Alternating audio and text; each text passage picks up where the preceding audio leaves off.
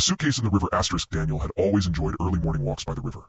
It was the only time the world felt quiet, just him, the wind rustling through the reeds, and the steady hum of the current. He wasn't the kind to find excitement in nature, but something about the peaceful rhythm helped him make sense of things, especially after his recent breakup. That particular morning was colder than usual. Mist hugged the river's edge, and the sky was still bruised with night. Daniel had just crossed the wooden bridge when something strange caught his eye. A suitcase. A dark, worn-out suitcase bobbing gently against a tree stump stuck in the shallow waters. It was an odd sight. Who loses a suitcase in a river? He hesitated. Logic said to leave it be probably garbage, but something about the way it floated, partly submerged, like it didn't want to be seen, made it feel wrong.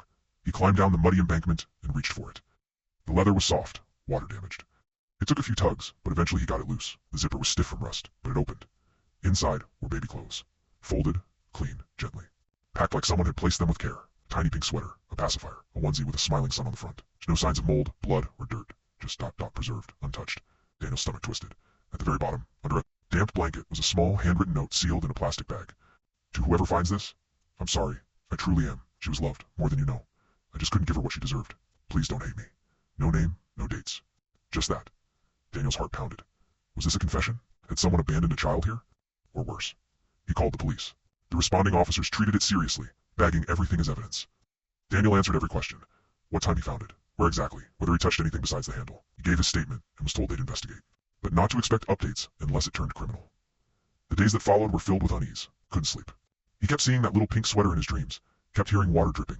He began to visit the river more often, not walking this time, but watching, hoping he'd find something else, or someone, anything. A week later, someone knocked. On his door, a woman. Late 30s, maybe early 40s, pale with red swollen eyes.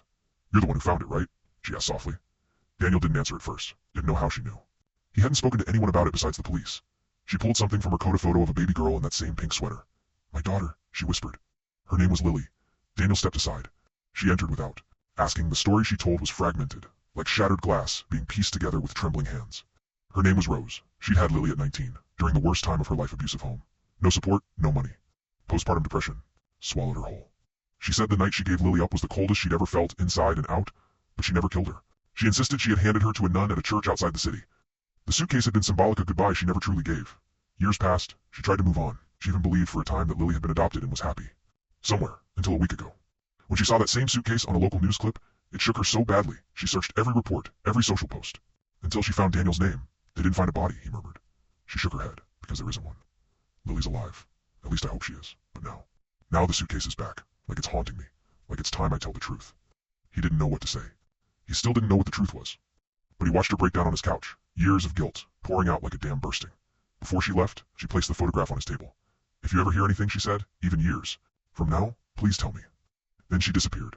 Daniel still walks the river sometimes, doesn't expect to find anything anymore. But sometimes when the wind picks up and the reeds whisper, he swears he hears the faintest cry of a baby. Somewhere beneath the water,